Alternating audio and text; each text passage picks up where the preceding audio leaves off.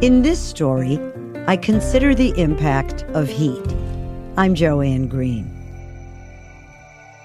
At one time, my body had a self-regulating thermostat.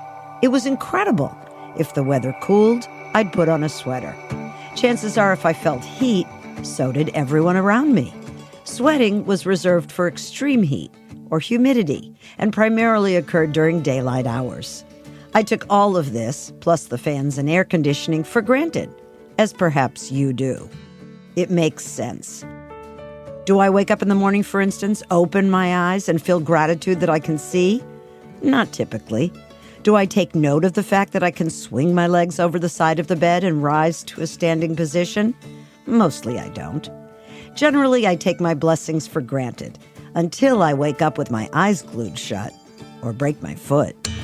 Night sweats and hot flashes are generally considered to be something that happen to women, some women, at the onset of menopause. And that's true for some women. Others of us who either cannot or choose not to take artificial hormones might be stuck with a dysregulated thermostat forever. My laundry basket is filled with pajamas, as one pair doesn't necessarily get me through the night. No one in my family wants to field the question, "Is it hot in here?" as I've asked it way too many times. "No, honey," my husband is known to say, "it's your own personal summer once again." And so we buck up and suffer in something close to silence. In the middle of watching TV, for example, I might jump up and watch from the other side of the sliding glass door. Summer, winter, it doesn't matter.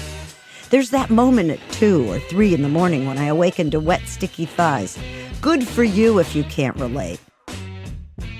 Why hormones make me perspire, the ladylike term, from the waist to just above the knee, is yet another mystery.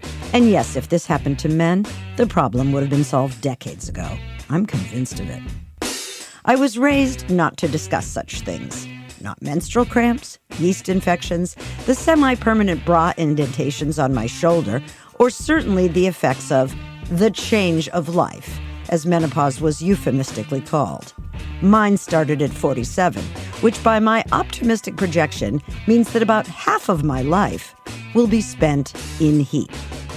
Funny, with animals we use the phrase to mean fertile. My heat is anything but. Thanks so much for listening to In This Story, my memoir-style micro-essays.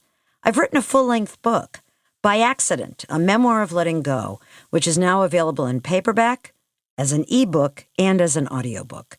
You can purchase it online or at your favorite local bookstore. If they don't have it in stock, they can order it through Publishers Group West, a division of Ingram. Again, it's By Accident, a Memoir of Letting Go by Joanne Green.